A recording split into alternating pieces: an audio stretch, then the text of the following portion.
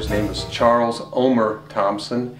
His nickname was Red because he had red hair, and he also had actually about four other aliases, but two of which I remember off the top of my head. One was Floyd King, the other one was Jack Comstock.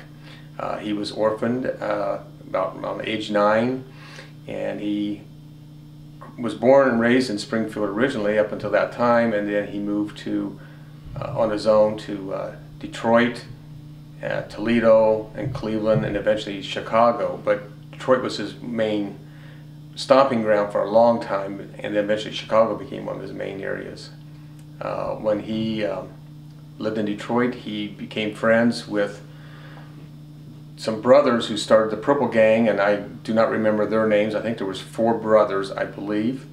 And the Purple Gang in itself doesn't sound very threatening, but these guys were basically street kids that grew up tough, and they came to age, if you will, with Prohibition. And what they did, they hijacked bootleg whiskey that was coming across from Canada into Detroit, and then they would sell the whiskey back to the different gang members. And eventually Al Capone made peace with the Purple Gang, and with the agreement that they would leave his shipments alone, and if they hijacked anybody else's, then he would buy that whiskey from them at a set price, no matter what the quality was.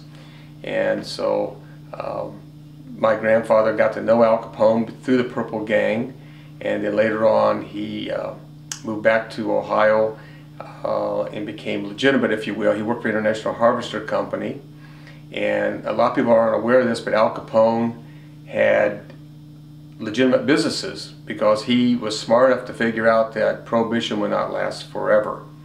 And he had one company that sold soldering flux, which International Harvester Company purchased. And he also ordered trucks through the International Harvester Company as well. And I know some of those trucks had to be custom-made trucks back during the Prohibition days, probably with false bottoms or something of that nature. The first time my grandmother ever met Al Capone, my grandfather was in Chicago. He took her with him to meet Al Capone. They were doing a business deal, selling the flux and some other things. I'm not too sure exactly what all they talked about. And she sat down on a couch while they conducted business, and then after they were done, he walked up to my grandmother and said, "You're the kind of dame I like. You know how to come into a room, sit down, keep your mouth shut." And he goes, "Would you like a drink?" And then she said, "Sure." And he went up to his little private bar and pulled out a bottle, and he said, and he winked at her, and he says, "Now this is the good stuff. This is my private stock." And he poured her a drink, and my grandmother always was so impressed that he would give her the good stuff, you know.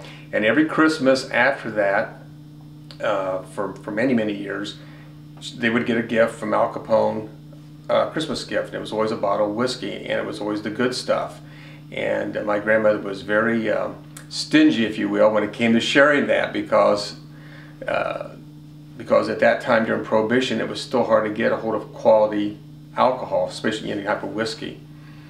And as the years went by, Al Capone also one year sent my grandmother a short mink coat as a Christmas gift, and along with the bottle of whiskey that they got.